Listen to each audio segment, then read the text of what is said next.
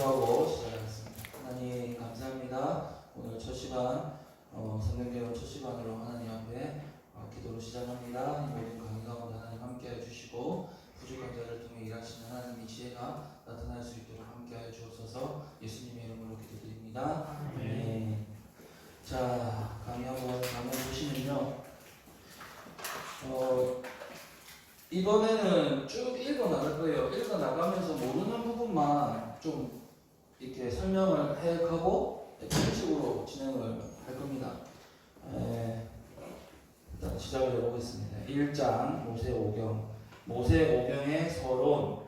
가로에서 율법은 토라. 율법은 같은 말이 토라다 이런 뜻이죠. 그래서 이 부르는 말이 틀린 겁니다. 밑에 보시면 모세오경이란 창세기, 출애굽기, 레위기, 민수기, 신명기로 구약 성경 1005권을 가리킨다. 다 아는 이야기죠. 그래서 신약 성경에 보면 예수님께서 그렇게 말을 했죠. 이 구약의 말씀을 율법과 선지자, 그죠? 율법이라는 동의어로 사용하셨고 또 모세의 글 이렇게 말씀을 하셨죠. 모세의 글과 선지자의 글과 이런 식으로 하셨어요. 그래서 율법은 토라 그리고 모세의 글 이게 전부 다 같은 동의어입니다. 이렇게 보시면 되겠습니다. 자, 모세오경이란 말의 유래 헬라어 그리스 말입니다. 헬라어 성경 구약 번역 70인역 70인역은 펜테 듀코스 곧 5권의 책이라는 두 말에서 유래되었으며 저자는 모세다. 펜테와 듀코는 헬라어 그겁니다. 그래서 펜테는 5이라는 뜻이고 듀코스는 책이라는 뜻으로서 합치면 5권의 책 이렇게 되는 거죠. 그래서 70인역 해가지고 가로에서 이상한 영어 비스무리한 게 적혀있죠. 우리 시계 같은 거 보시면 그 동그란 시계 있지 않습니까? 그런데 이렇게 시계 이렇게 보시면 여기 이렇게 적힌 거 봤으니까 이런 식으로 시계에 적힌 거 이게 로마 숫자 표시거든요. 이겁니다 이거. 그래서 이걸 어떻게 읽는지는 모르겠는데 이렇게 X 이렇게 돼 있죠. 그래서 X는 10이고요. X는 10이고 이거는 50입니다. 이거는 50이고 숫자가 50이라는 뜻입니다. 이거는 10입니다. 10 합치면 70이죠. 그래서 70인역인 거예요. 네. 그래서 이 70인역은 뭐라면 70명이 역 번역했다는 뜻이거든요. 70인역. 그래서 가장 오래된 헬라어 역 구약 성경입니다. 구약 성경이 원래 히브리어 말로 되어 있는데 그 히브리어 말을 헬라어로 번역을 한 거예요. 예. 그래서 최초의 그리스어로 번역된 성경이고 구약 성서고 가장 오래된 또 구약 성경입니다. 그래서 이게 이제 나온 이유가 이스라엘 백성들이 막 이렇게 포로로 잡혀갔잖아요. 그래서 오래 시간이 지나니까 말들이 계속 잊혀지는 거죠. 세대가 흐르고 이제 한 세대, 두 세대가 흐르니까 자기의 모국어가 점점 사라지는 거예요. 왜냐면 그때 공용어는 헬라어 이런 거였거든요. 히라어라고 불리기도 하는데 그런 말들이 공용어였기 때문에 이제 그 말들이 점점 사어가 되는 거죠. 그래서 이제 이 말들, 우리의 원래 말들을 공용어인 지금 언어인 이 헬라어 번역본으로 만들 필요가 있다라고 생각하는 거예요. 근데 이게 만들어진 그 전승들은 좀 다양합니다. 그래서 이게 확실하다라고 말할 수 있는 거는 사실 없다고 봐도 될 것 같아요. 물론 구체적인 이렇게 컴퓨터에 치면 나오는 게 있긴 하지만 그렇게 생각하시면 될 것 같습니다. 그래서 신약 성경에 지금 우리 보고 있는 거 구약 성경 인용된 거 있잖아요. 마태복음이나 이런 데 보면 많이 나오는데 그런 게 대부분 이 70인역에서 나온 거예요. 70인역에서 나온 거고 그렇게 보시면 될 것 같습니다. 자, 그럼 됐죠? 넘어가겠습니다. 저작자 문제. 모세오경은 모세의 기록이다. 그러나 고등 비평가들은 후대 여러 사람들에 의해 기록 또는 수집되었다고 한다. 이는 오해다. 이 고등 비평가는 누굴까요? 이 뒤에 설명해 보면 후대 여러 사람들에 의해 기록 또는 수집되었다고 주장하는 사람이 고등 비평가겠죠. 그러니까 이 고등 비평이라는 말은 모든 성경은 하나님의 감동으로 쓰여졌다라는 걸 받아들이지 않는 사람들이에요. 받아들이지 않는 사람들. 그래서 이제 그 문서를 통해서 진짜 이게 이 사람이 쓴 게 맞는가? 누가 이걸 썼지? 그리고 성경의 책들은 실제로 어떤 연대에 쓰여졌을까를 이 학문적으로 비평하고 연구하는 사람들인 거예요. 그래서 이걸 만약에 우리가 받아들이게 되면 구약 성경의 권위가 떨어져 버려요. 그렇기 때문에 하나님께서 언제나 이 성령님의 원조자는 성령님이시잖아요. 성령님께서 어떤 시대에도 이 사람들을 통해서 제자들을 통해서 그들을 배후해서 이 모든 과정을 주장하고 계셨다라는 이 사실을 계속해서 우리는 이해를 해야 된다는 거죠. 그래서 그것을 받아들이지 않는 사람들이 고등비평가들이다라고 생각하시면 될 것 같습니다. 그들은 모세가 대선지자라는 것을 믿지 않는 사람들이며 성경의 권위를 추락시키는 자들이다. 성경의 영광을 믿지 않으니까 또한 신앙 문제에도 혼란과 의혹을 사게 한다. 믿음으로 받아들이지 않기 때문입니다. 그 이유는 다음의 말씀을 보면 알 수 있다. 이제 밑에 지금부터 나오는 이야기들은 모세가 모세오경의 저자다라는 걸 증거로서 이렇게 몇 가지를 이렇게 탁탁탁 적어 놓은 겁니다. 첫 번째는 예수님의 증언. 요한복음 5장 46절에서 47절에 모세를 믿었더라면 또 나를 믿었으리니 이는 그가 내게 대하여 기록하였음이라. 그러나 그의 글도 믿지 아니하거든 어찌 내 말을 믿겠느냐라고 증거가 되어 있습니다. 그러니까 예수님이 직접 증언을 하셨다는 거죠. 구약의 모세의 그 오경이 율법의 말씀이 모세로부터 기록된 글이다. 사실 이것만 봐도 우리가 뭐라고 그거 할 이유가 없는 거죠. 자, 근데 또한 사복음서에서 모두 증거되었다. 자, 저는 설명서가 없어요. 그래서 이런 말이 나오면 다 찾아봐야 되거든요. 찾아봤어요. 찾아보니까 마가복음 12장 26절 말씀에 나와요. 그런 말씀이. 들어보십시오. 죽은 자가 살아난다는 것을 말할진대 너희가 모세의 책 중 가시나무 떨기에 관한 글에 하나님께서 모세에게 이르시되 뭐 이렇게 나와 있어요. 이게 무슨 말이죠? 출애굽기 이야기하는 거잖아요. 그 출애굽기 글이 모세가 쓴 글이다 이렇게 말하고 있는 거예요. 그 다음에 누가복음 24장 44절입니다. 누가복음 24장 44절 여기 보면 또 이르시되 내가 너희와 함께 있을 때에 너희에게 말한 바 곧 모세의 율법과 선지자의 글과 시편의 나를 가르쳐. 그대로 말씀하시죠. 모세의 글, 모세가 쓴 걸 율법, 모세오경 똑같은 말이죠. 근데 마태복음을 제가 못 찾았어요. 그래서 집에 가서 한번 찾아보시고 마태복음이 어디 나오는지 못 찾았어요. 숙제입니다. 확인은 안 합니다. 자, 2번 모세오경 자체가 증거를 하고 있다. 창세기 1장부터 출애굽기 19장까지는 율법의 서론 부분인데 저자의 이름은 없으나 이 부분이 그 안에 있는 율법과 불가분리의 서론인 만큼 율법의 저자 모세의 기록이 아닐 수 없다. 이 율법은 출애굽기 20장부터 신명기 34장까지다. 무슨 말인지 모르겠죠. 그러니까 3번하고 연결된 거예요. 출애굽기의 증언 이거하고 지금 연결이 된 거거든요. 출애굽기 24장 4절에서 8절에 3번하고 있습니다.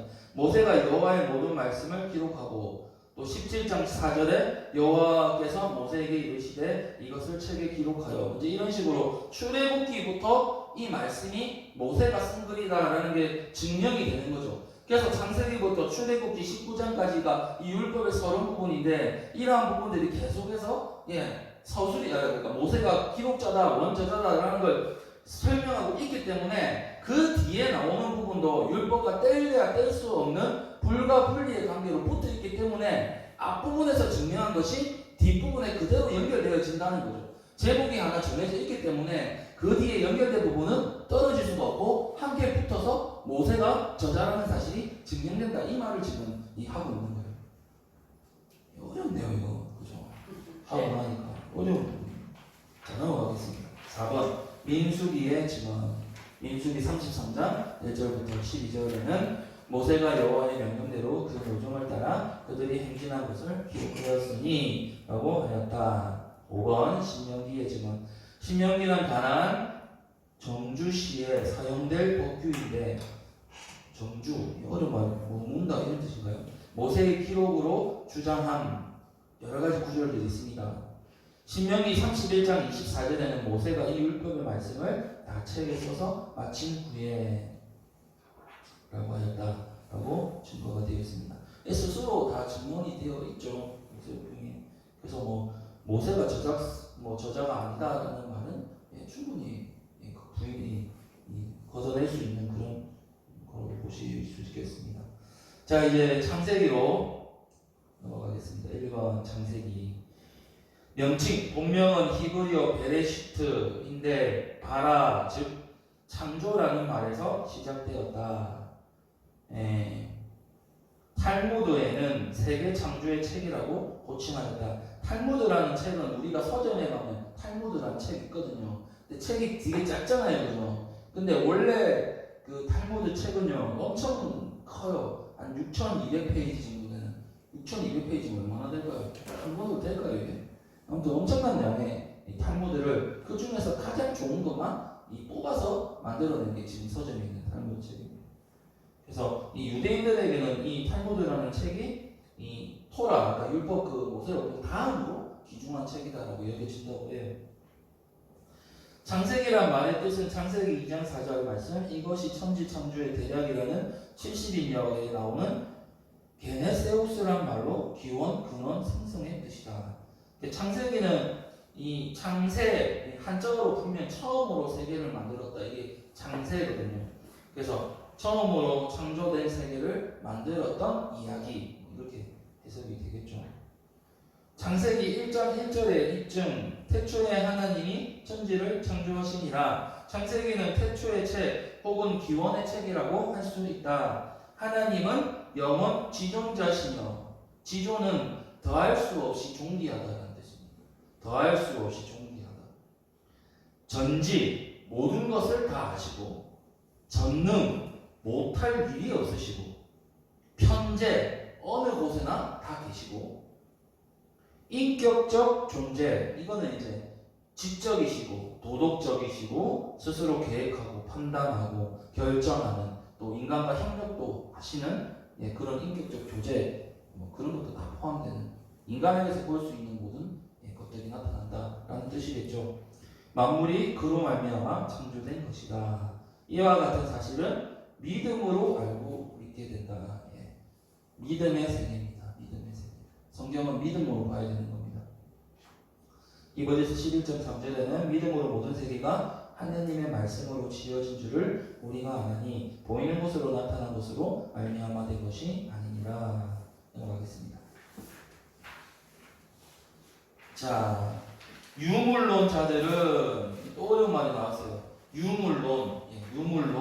유물론 잘하는 말은 유물론을 주장하는 사람들, 학자들이란 뜻이잖아요. 그래서 유물론은 물질이 최고인 거예요.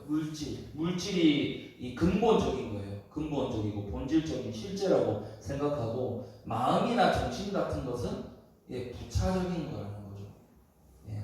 그래서 물질이 가장 최고야, 정신은 아무것도 아니야 라고 이렇게 생각하는 게 유물론입니다.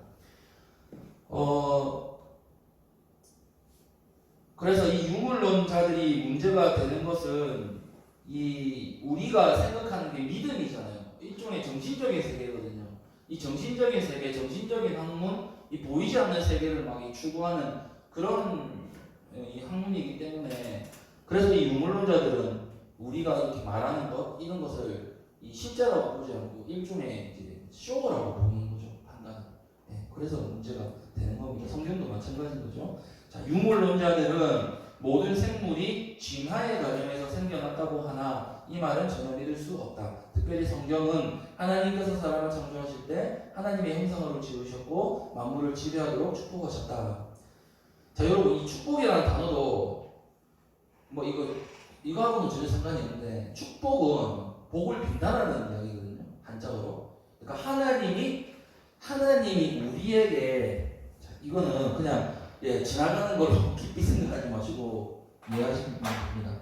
축복은 복을 빌어준다는 용어이기 때문에 하나님 편에서 인간에게 내려오는 이거는 복이라고 해야 됩니다. 복을 주시고 복을 내려주시고 이래야 됩니다. 근데 사람에게 향하는 것은 축복이라고 하는 게 맞습니다. 복을 빌어주는 거죠. 그러니까 이 용어의 선택도 우리가 조금 잘하면 하나님에 대한 마음이 조금 그렇습니다. 그래서 생각이 나서 그냥 했어요. 그러나 하나님의 명을 불순종함으로 타락함으로 아담과 하와가 에덴 동산에서 추방되고 그에 따른 형벌로 고생과 죽음이 오게 되었다. 그 후 인간은 번성하고 제약은 더욱 간영하여져서 형 가인이 동생 아벨을 살해하는 첫살인이 있었다. 예, 사람의 번성함과 함께 죄악이 관영함으로 가득 찼다는 뜻입니다. 이를 보시고 하나님께서 심판을 계획하셨다. 그러나 노아는 의인이요 당대의 완전한 자요 여호와께 은혜를 입은 자로 하나님의 명령을 따라 구원의 방주를 예비하여 홍수의 심판을 면하고 새로운 세계 역사의 주인공이 되었다. 자, 노아는 의인이요 당대의 완전한 자요 여호와께 은혜를 입은 자, 이 세 가지 중에 어떤 문장이 가장 중요한 문장입니까? 하나로 포함될 수 있는 거죠. 여호와께 은혜를 입은 자라는 단어입니다. 이 단어 안에 의인이 들어가고 당대의 완전함이 다 들어갑니다. 아까 목사님이 알미니안 하셨지만 이게 만약에 밖으로 나가버리면 어떻게 되는 거죠? 하나님의 은혜가 무시되는 거죠. 사람이 신과 협력할 수 있다. 이렇게 되어버리는 겁니다. 우리는 절대로 그렇게 생각하지 않습니다. 그러나 그 후에도 역시 인간들은 교만하여 바벨탑을 쌓아 하나님의 자리를 확보하려고 하였다. 그러나 하나님께서는 언어의 혼잡을 일으켜 저들을 분산시키셨다. 창세기 12에서 15, 10장까지는 거의 족장 아브라함으로 시작하여 요셉의 죽음까지 족장들의 역사로 되어 있다. 특히 여호와께서 아브라함에게 이르시되 너는 너의 고향과 친척과 아버지 집을 떠나 내가 내게 보여줄 땅으로 가라. 내가 너로 큰 민족을 이루고 내게 복을 주어 내 이름을 창대하게 하리라. 너는 복이 될지라 라고 하셨다. 이와 같이 하나님께서는 무서운 심판 중에도 그의 긍휼과 자비를 나타내시어 구속 사역을 경영하셨으니 언약의 백성으로 이스라엘을 세우시고 많은 선지자와 제사장들과 왕들을 세워 역사하셨다. 자, 창세기 11장에 보면 그 바벨탑이 나올 거예요. 그런 다음에 아브라함이 12장에 나옵니다. 이 무슨 관계일까요? 사람이 세우는 왕국과 하나님이 세우는 왕국을 대비해서 보여주는 구도입니다. 생각이 나서 말씀드렸습니다. 마지막에는 하나님의 독생자 예수 그리스도를 통하여 구원을 성취하셨다. 아브라함, 이삭, 야곱의 역사로 창세기를 끝맺는다. 자, 넘어가겠습니다. 내용 분해. 창조의 역사, 2번 아담과 하와의 역사, 3번 노아의 역사, 4번 아브라함의 역사, 5번 이삭의 역사, 6번 야곱의 역사, 7번 요셉의 역사. 역사책이라는 관점을 이 책을 쓴 사람은 그대로 나타내고 있는 것 같습니다. 자, 두 번째, 출애굽기. 출애굽기는 한자로 풀면 날출입니다. 나가다라는 뜻이거든요. 날출. 그 다음에 애굽은 이 이집트라는 한자어를 우리나라 말로 옮기면서 이 음력을 한 거예요. 그래서 애굽 이렇게 쓴 겁니다. 기는 기록할 기자. 그러면 합치면 뭘까요? 애굽을 나가는 이야기인 거죠. 네, 출애굽기. 자, 명칭 70이며 엑소도스에서 유래된다. 그 뜻은 출발이다. 히브리어 원문에는 이런 워엘레시모드이며 그 뜻은 또한 이것들이 이름들이다라는 뜻이다. 이 책은 본래 창세기의 연속이었다고 적혀 있습니다. 네, 넘어가겠습니다. 저자는 모세입니다. 내용 1번 애굽에서의 히브리 민족. 애굽에 이주한 이스라엘 민족은 바로의 극심한 바로가 여러분 그겁니다. 파라오입니다. 파라오 똑같은 말입니다. 파라오. 바로의 극심한 학청에도 불구하고 생육하고 번성하였다. 바로는 이를 두려워하여 잔인한 방법으로 이스라엘 사람 중 남자를 낳으면 강에 던지거나 죽이게 하였다. 이런 가운데도 선민을 보호하셨으며 역사를 주장하시는 하나님께서는 그들의 구원자를 예비하셨으니 레위 족속 중에서 모세를 낳게 하셨다. 넘어갑니다. 모세의 부모는 3개월간 숨졌으나 아닙니다. 이거 제가 친 게 아닙니다. 어떠네요. 숨겼으나 더 숨길 수 없어서 갈대 상자 속에 모세를 넣어 나일강에 버리게 되었고 하나님께서 바로의 딸을 감동케 하시 아들을 삼고 누이를 시켜 친어머니 요게벳의 품속에서 자라게 하셨다. 자, 이 모세의 사건이 연관지어지는 창세기의 기록이 뭐죠? 노아의 홍수입니다. 똑같은 의미입니다. 똑같은 의미. 그러니까 하나님의 구속의 예표들이 시대마다, 사건마다, 장소마다 다른 모습으로 나타나는 거죠. 근데 이 모습이 예수 그리스도의 시대까지 가면 조금 더 어떻게 되죠? 구체화되고 현실화되고 실제가 되는 거죠. 그래서 예수님이 태어나시는 겁니다. 그래서 그 이름을 모세라 하였으니 물에서 건져냈다라는 뜻이다. 친모 요게벳은 그에게 민족 정신과 신앙심을 키워주었다. 자, 어느 날 모세는 자기 동포가 애굽 사람들에게 학대받는 광경을 보고 의분으로 애굽 사람 하나를 쳐 죽였다. 그 사실이 드러난 모세는 미디안 광야로 도피하여 제사장 이도로의 집에서 그의 양을 치는 목자의 생활을 하였고 그의 딸 시프라를 아내로 취하였다. 그는 호렙산에서 양을 치다가 떨기나무 불꽃 가운데서 하나님의 소명을 받았으니 애굽에 가서 이스라엘 사람들을 바로의 손에서 건져내어 약속의 땅, 적과 꿀이 흐르는 가나안으로 갈 것을 명령받았다. 모세는 하나님의 명을 받들어 바로에게 해방을 요구하였다. 자, 여기서 하나님이 나타내시는 예표의 정신성 이런 뜻으로 사용할 수 있겠네요. 노아의 방주에서 시작된 이 하나의 사건이 출애굽기에서는 이 모세라는 사람을 개인적인 이 갈대 바구니로서 나타났고 나중에는 더 이게 현실화되어서 애굽 땅에 살고 있는 바로의 아래에서 폭정을 당하고 있는 이스라엘 백성들과 그 사람들을 통째로 건져내는 이 전체의 구원의 모티브가 나타나게 되는 거죠. 모세는 이 일을 위해 부르심을 받았습니다. 우리도 마찬가지고요. 바로는 이 요구를 거절하고 전보다 더 가중한 고역을 시켰다. 그래서 하나님께서 10가지 재앙 중 9가지 재앙을 내리셨으나 끝내 불꽃감으로 마지막 재앙 곧 10번째 재앙으로 바로의 장자를 비롯하여 성충에는 처음 난 것까지 죽게 하셨다. 그러나 하나님께서 이스라엘 백성들에게는 양을 잡아 그 피로 문인방과 저옷을 죄 뿌리게 함으로 재앙을 면하게 하셨다. 그러므로 이스라엘 사람들은 이를 기념하기 위하여 6월절 넘어갔다. 6월절을 큰 명절로 설정하게 되었습니다. 자, 2번 광야에서의 히브리 민족. 이스라엘 백성들은 모세의 인도하에 출애굽하여 가나안 땅으로 출발하게 되었다. 하나님께서는 저들을 길을 인도하기 위하여 구름 기둥과 불 기둥을 내려 저들을 보호 인도하시고 홍해를 건너는 기적과 반석에서 생수를 내어주시는 기적, 만나와 메추라기를 내리시어 먹어주셨다. 그러나 저들은 항상 불평과 불신앙의 손해가 함으로 40년이나 광야에서 방황하게 되었다. 저들은 겨우 시내산에 도달하게 되었다. 자, 구름 기둥과 불 기둥은 따로 분리된 게 아니라 하나에서 구름이 강화되고 불이 강화되고 이런 느낌. 삼위일체 하나님의 그런 역할과 닮아 있죠.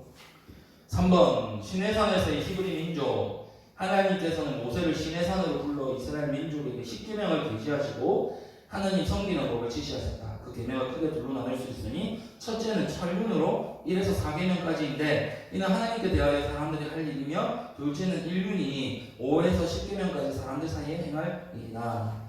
왜 철륜과 일륜으로 표현을 했는지 잘 모르겠어요. 도교 느낌이 나는데 아무튼 철륜은 이 하나님께 관한 것이고 인류는 이제 가족, 시민, 사회, 국가 이렇게 이어지는 것입니다. 그래서 10계명은 우리가 흔히 한 구절로만 보는 경향이 있습니다. 특히 이 5번째부터 10가지 계명으로 시작되는 예를 들어 내 부모를 공경하라 라는 단순히 그 계명이 아니라 하나님의 율법은 넓고 깊습니다. 바다가 있으면 그 바다의 표면만 보고 우리가 바다다라고 말하는 게 아니라 바다 안에 있는 수많은 것들을 우리는 다 바다라고 하는 거죠. 그래서 율법은 아래까지 있습니다. 그래서 바리새인이나 유대인들은 표면적인 이것만 지켰죠. 마음을 배제시켰어요. 바다만 본 거죠. 근데 예수님이 오셔서 어떻게 했죠? 형제에게 바보, 미련한 놈이라고 말하는 자마다 붙들려가게 되고 지옥불에 떨어진다 이렇게 말씀하셨잖아요. 바다의 전체를 포함한 거죠. 그래서 율법을 폐하러 온 거 아니라 완전하게 하고 왔다. 이렇게 설명을 하십니다. 자, 그 다음에 3번 레위기로 바로 넘어가겠습니다. 레위기. 자, 명칭. 레위기란 히브리어 원문의 명칭은 와이크라이며 그 책에 천마를 따서 붙인 뜻은 그가 부르셨다이다.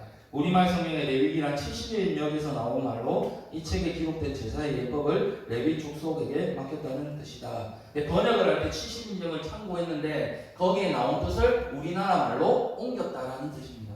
그래서 원문 직역 성경에 나오는 그 창세기부터 오경의 그 제목들을 제가 말씀드려 볼게요. 창세기는 처음에라는 뜻으로 직역을 하면 처음에라는 뜻입니다. 출애굽기는 이름들 이런 거고요. 레위기는 그가 부르셨다. 민수기는 광야에서. 그 다음에 신명기는 말씀들. 직역하면 이런 제목을 가지고 있습니다. 자, 넘어가겠습니다. 즉 레위기는 레위 족속의 책이다. 히브리어 성경에는 명칭이 첫 세 단어로 기록되어 있다. 저자는 모세. 내용 넘어갑니다. 하나님께 예배 드리는 방법. 근데 예배 드리는 방법이 창세기 때 이미 나오죠. 그들이 어디부터 제일 처음 나오죠? 가인과 아벨에서 나오잖아요. 벌써 계시가 됐어요. 기록에 남지 않았지만 하나님이 알려주셨다는 뜻이거든요. 아브라함에서도 나오고 창세기에서 여전히 그 방법이 나온단 말입니다. 그래서 이거는 뭐죠? 명문화가 된 거죠. 이제 성문화가 된 거예요. 딱 이게 기준으로 딱 잡은 거죠. 이렇게 지켜야 된다라는 거. 그래서 이 율법이 계시됐다는 건 무슨 의미를 가지고 있을까요? 그러니까 이게 딱 이게 명문화가 됐다는 이유는 조금 더 명확해짐을 통해서 그리스도가 더 밝게 빛나는 거예요. 왜냐하면 율법은 그리스도를 인도하는 초등 교사의 역할을 하기 때문에 그것이 정확하게 이제 딱 새겨졌다는 것은 앞으로 나타나실 그걸 완전히 이루어서 우리에게 전가시켜 주실 예수님의 그 모습이 더 확실하게 빡 새겨졌다는 의미를 가지고 있는 거예요. 그렇게 생각하시면 될 것 같습니다. 예배는 하나님께 대한 인간의 접근 방법의 하나이다. 자, 이것도 제 마음에 안 듭니다. 예배는 하나님께 대한 인간의 접근 방법의 하나가 아니고요. 순서가 잘못된 거예요. 인간의 접근이 아니라 하나님이 우리에게 주시는 방법이에요. 하나님이 우리에게 다가오시는 방법이죠. 그러니까 모든 시작은 하나님부터 가야 돼요.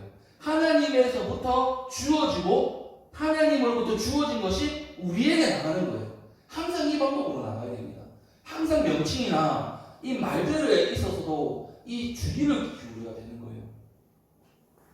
지금 예배 시간이 아닌데 두 번째 단락입니다. 출애굽기 25장 8절에서 9절 내가 그들 중에 거할 성소를 그들이 나를 위하여 질 때 물은 내가 내게 보이는 모양대로 장막을 짓고 기구들도 그 모양을 따라 지을지니라 라고 하셨고 레위기는 그의 연속으로 장막에 있어서의 예배 규정을 기록하고 그 규정과 함께 선민 신이 선택한 민족이라는 뜻입니다. 이스라엘이 항상 하나님의 명령을 지킴으로 선민의 위치를 지키게 하셨다. 유월절도 생각해 보십시오. 이 유월절이 똑같은 그 형식을 계속해서 이어나가는 거거든요. 그러니까 이 예배는 확장이거든요. 그래서 그때도 무조건 이 하나님이 정하신 방법이어야 됐어요. 하나님이 정하신 방법. 그러니까 우리의 예배는 우리가 정해서 무언가를 하나님 앞에 올려드리는 게 예배가 아니에요. 엄밀히 말해서 예배는 예수 그리스도를 통해서 하나님이 우리에게 주신 방법으로 나아가는 게 예배입니다. 그런 식으로 예배를 접근해 가야 됩니다. 자, 그러면 첫째 제사의 종류 밑에 쭉 보시면 제사의 종류가 나오고 1장 번제, 2장 소제, 4장 속제제, 5장 속건제, 7장은 화목제, 둘째는 제사장과 제사의 방법에 관한 규례가 나오고 셋째는 정한 것과 부정한 것의 규례, 넷째는 성결 법정, 특히 19장은 구약 성경 윤리의 초본문가라고 기록되어 있습니다. 다섯째 넘어가시면 선민은 성결된 생활로서 제사직을 수행해야 될 것. 여섯째 안식일, 안식년, 인연 등의 절기에 관한 규정. 자, 또 이런 이야기들이 레위기에서 구체적으로 나오는 이유가 또 한 가지 있습니다. 뭘까요? 이스라엘 구원받은 백성들이 들어갈 땅에 대해서 확신을 주시는 거죠. 가나안 땅에 들어가서 나라가 세워져야 되니까 이 나라가 운영되려면 법전이 있어야 될 거 아닙니까? 사회적인 통치 질서가 있어야 되고. 그래서 이것을 통해서 반드시 오게 될 도래할 하나님 나라, 그게 우리 안에 다 들어오게 되는 거죠. 4번 민수기.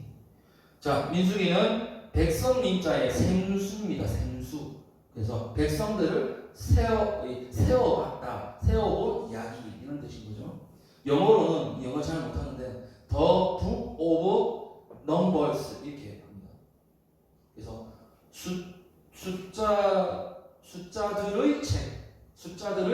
책 뭐 이렇게 되죠. 맞는 거 모르겠습니다. 자, 명칭 히브리어 원문은 뱀이듯 빠르이며 뜻은 광야에서이다. 이 말은 본서 1장 1절에 있다. 우리말 성경의 민수기란 70인역의 수효들이란 이름에서 취한 말이다. 되어 있습니다. 그래서 그 내용은 출애굽의 연속된 기록이라 시내산을 출발해서 모압 평지에 이르는 38년 동안의 광야 생활을 기록하였다. 이런 긴 세월의 반항은 저들의 불신앙에 기인된 것이다. 모세의 인도하에 시내산을 출발하여 가데스 바네아에 도착하여 12지파의 대표 12사람을 택하여 가나안을 정탐하게 하였는데 그들이 40일 후에 돌아와 보고를 하였다. 10사람은 하나님의 약속을 믿지 않고 2사람은 하나님의 도우심을 모르면 이길 수 있다고 하였다. 백성들은 10사람의 보고에 놀라 낙심하였다. 그래서 하나님의 진노로 또다시 방황하게 되었다. 자, 여기서 나타나는 그 의미가 영적인 의미가 있는데요. 그건 뭐냐면 가나안 땅은 믿음으로 들어간다는 거예요. 처음으로 본 사람들은 뭘 봤죠? 그들의 실제적인 모습, 가나안 땅의 규모, 그들과 싸워야 되는 것들, 눈에 보이는 것들을 보고 두려워했다는 거죠. 근데 이게 행위와 믿음의 상관관계, 그러니까 구약과 신약의 관계를 이 영적으로 풀어내는 사건이에요. 그래서 율법은 그 땅에 들어가지 못했잖아요. 그 대표성을 준 사람이 누구죠? 모세잖아요. 모세 못 들어갔잖아요. 눈이 멀쩡했잖아요. 사실시 멀쩡한데 하나님 나 한 번만 들어가고 싶다고. 그래서 죽기 직전에 어떻게 했죠? 산에 올라가서 그 전경을 하나님이 다 보여주셨잖아요. 그토록 사모하던 땅인데 못 들어갔잖아요. 그런 의미가 이렇게 연결이 되는 거예요. 처음에 들어가지 못했다는 거.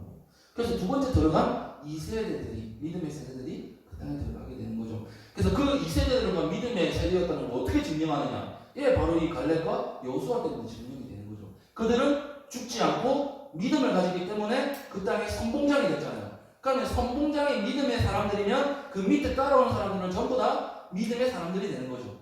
이게 성경의 예수 그리스도의 구원에 관련된 이 원리거든요. 대표적인 원리입니다.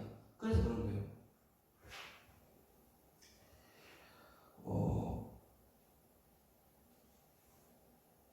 넘어가겠습니다. 넘어가서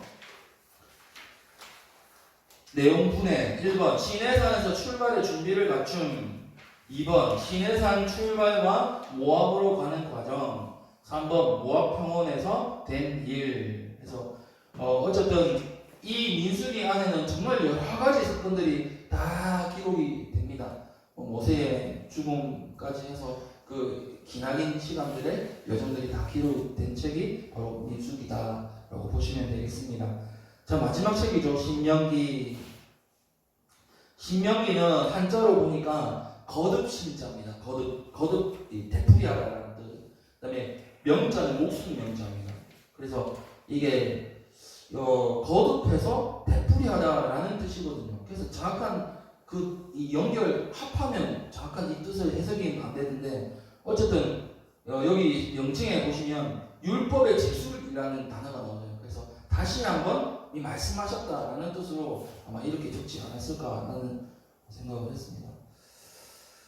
자, 저자는 역시 모세고요. 목적 보겠습니다. 이스라엘 민족이 광야 40년에 간을 마치고 모압 땅에 이르렀을 때 모세는 하나님의 명으로 가나안 땅에 들어가지 못하게 되었다. 그리하여 임종에 앞서 백성들에게 율법을 다시 말해주고 가나안에 들어가서 어떻게 행할 것을 권고하기 위한 목적으로 4번이나 설교를 하였다. 그래서 신명기는 모세의 설교책 이렇게 보면 되겠습니다. 설교 원고라고 보시면 되겠습니다. 본서의 내용은 서론, 과거의 회고, 현재의 반성, 장래의 희망과 결론이다. 내용 분해를 보겠습니다. 첫 번째, 모세의 첫째 설교. 호렙산에서 모압 평지까지 이스라엘 민족의 여정을 회고하였다. 두 번째 설교. 율법에 대한 회고와 특별한 율법에 대한 해석을 하였다. 세 번째 설교. 축복과 저주, 언약을 재강조하고 이스라엘의 충성을 다짐하였다. 네 번째 설교. 설명이 안 되어 있네요. 다섯 번째, 팔레스틴의 언약. 팔레스틴은 가나안 이렇게 적으시면 되겠습니다. 가나안의 언약. 그래서 모세가 생활과 직무에 충성하는 마지막 장면이라 이스라엘 백성은 출애굽의 은총을 받았음에도 불구하고 하나님을 배반했다. 또한 어려운 일을 당할 때마다 두려워했다. 때로는 원망과 불평으로 벌을 받았다는 것이다. 즉 가나안에 들어갈 사람은 하나님의 율법을 올바르게 이해하고 전심전력으로 지켜야 할 마음을 일으키기 위해서는 율법을 해석해 줄 필요가 있었다라고 적혀 있습니다.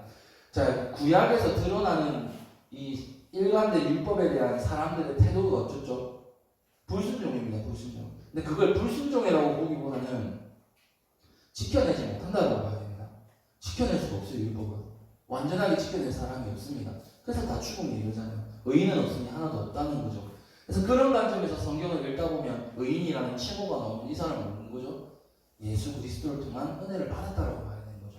성령의 감동을 받았다 이렇게 봐야 되는 거죠. 은혜를 입었다, 특별한 은혜를 받았다 이렇게 해석을 해야 되는 것입니다. 그래서 율법은 지켜내지 못하는 겁니다. 그래서 그들을 볼 때마다 그 율법을 지켜내지 못했다는 그런 것보다는 그 율법을 온전하게 성취되실 분을 바라보는 게 이게 목적인 겁니다. 그래서 구약 시대 때는 이 율법과 그 반대편에서 있는 또 하나가 큰 기둥이 존재했습니다. 그게 뭘까요? 은혜가 제사로 나타납니다. 그러니까 하나님은 율법만 강조하신 게 아니라 제사도 동일하게 주신 거예요. 아까 레위기 보면 제사법이 나오지 않습니까? 그 제사법의 중심이 희생제사거든요. 화재 완전히 태워 없애는 거. 각을 뜬다는 건 전부 다 마디를 쪼개버린다는 겁니다. 그 정도로 하는 거, 그건 예수님의 의미인 거죠. 그들이 하루하루 죄가 사여지고 은혜를 입은 것은 예수님을 의미하는 거죠. 그러니까 율법을 통해서 죄를 깨닫고 짐승을 끌고 와서 은혜로 사함을 받았다. 이 신약의 구원의 모티브 아닙니까? 그렇게 보셔야 되는 겁니다. 그래서 예수님이 마지막에 어린 양으로 이 땅에 오셔서 우리의 죄를 위해서 죽으시고 우리의 죄를 전부 다 지고 가신 겁니다. 과거죄, 현재죄, 미래죄 모든 죄악들을 다 짊어지시고 죽으신 거죠.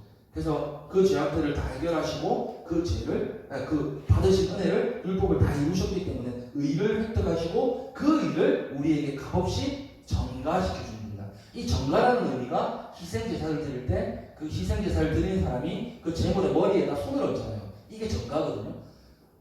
실제로 그 죄가 옮겨지진 않아요. 옮겨진 것처럼 여겨진다는 뜻이거든요. 그래서 이 내 안에 있는 죄가 이 짐승의 죄에 이 짐승의 이 몸에 내가 손을 얹음을 통해서 타고 흘러간다는 거예요. 이 전가거든요.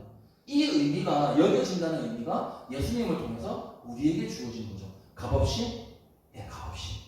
그래서 우리는 그 의를 힘입어 살아가는 사람들인 거죠. 그래서 우리를 표현할 때 전적으로 무능하다고 말하고 전적으로 살아갔고 그런 말하죠. 전적이라는 건 100%라는 뜻입니다.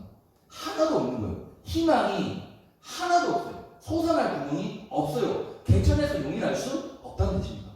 그게 우리가 믿는 교리거든요. 그래서 우리가 받은 은혜, 우리가 무엇인가 하나님 앞에 선을 행해지고 뭔가 우리가 칭찬받을 만한 일을 우리가 했다라는 건 누구 때문인 거죠? 우리 때문이 아니라 그렇죠. 하나님이 우리에게 율법을 주실 때는 그것을 감당할 수 있는 은혜가 함께 주시는 거거든요. 그런 거죠. 그래서 우리의 것은 아무것도 없어요. 그래서 우리에게 나오는 열매는 전부 누구의 열매라고 말하죠? 성령의 열매라고 말하는 겁니다. 우리의 열매가 아니에요. 계시록에 보면 장로님들이 나오는데 그 장로님들이 사람들 하나님 보좌에 앉은 하나님 앞에 뭐하죠? 관을 벗어서 던집니다. 테스트. 이 던져버립니다. 그것과 마찬가지 그렇게 생각하시면 될 것 같습니다. 자, 밑에 부분 모세는 십계명을 중심에 유일신 신앙을 강조하여 우상 숭배를 배척할 것을 당부하였다. 그 이유는 가나안에는 이방신을 섬기고 있었기 때문에 이에 물들기 쉬웠기 때문이다. 그래서 예배 장소를 한 곳으로 정할 것을 당부하였다. 신명기의 중심은 신앙 고백이다. 이 부분만 보고 마치면 되겠습니다. 신명기의 중심은 신앙 고백이다. 신약의 핵심들이 구약과 신약의 핵심들이 점점 더 바뀌었습니다. 그래서 율법의 시대, 구약은 율법이잖아요. 율법의 시대에서 신약 시대로 오면서 교리의 시대가 됩니다. 이 교리의 시대는 어려운 말이 아니라 고백입니다. 교리는 고백이거든요. 우리의 신앙 고백입니다. 그래서 율법에서 그가 이루신 것을 교리로서 고백하는 이런 핵심이 전환이 되고, 그 다음에 이 말씀이라는 토라라는 이 기록된 말씀에서 실제로 그 말씀이 살아서 우리를 변화시키고 이끌어가는 삶으로 역전이 됩니다. 변화가 되죠. 그 다음에 토라라는 이 율법의 말씀에서 복음이라는 새로운 시대로 전환이 됩니다. 자, 그 다음에 마지막으로 행위의 언약, 행위라는 관점에서 거저 주어지는 은사란 말이 선물이거든요. 이 은혜 언약으로 바뀌어집니다. 그래서 이런 시대로 전환되는 거. 그래서 이 신명기의 중심이 신앙 고백이라고 이분이 말씀하셨으니까 신명기를 읽을 때 어떤 관점으로 보면 좋을까요? 새롭게 다가올 전환의 시대를 이 신명기를 통해 바라보는 것. 그리고 이것을 통해 하나님 앞에 나아가게 되는 관점으로 좀 변화시켜서 보는 것도 중요하다는 걸 말씀하고 있는 것은 아닐까라고 생각해 보겠습니다. 여기까지 기도하고 마치겠습니다. 하나님 감사합니다. 긴 시간 동안 함께하여 주시며 감사하고 이후의 시간도 하나님께서 은혜 베풀어 주시기 원합니다. 예수님의 이름으로 기도드립니다.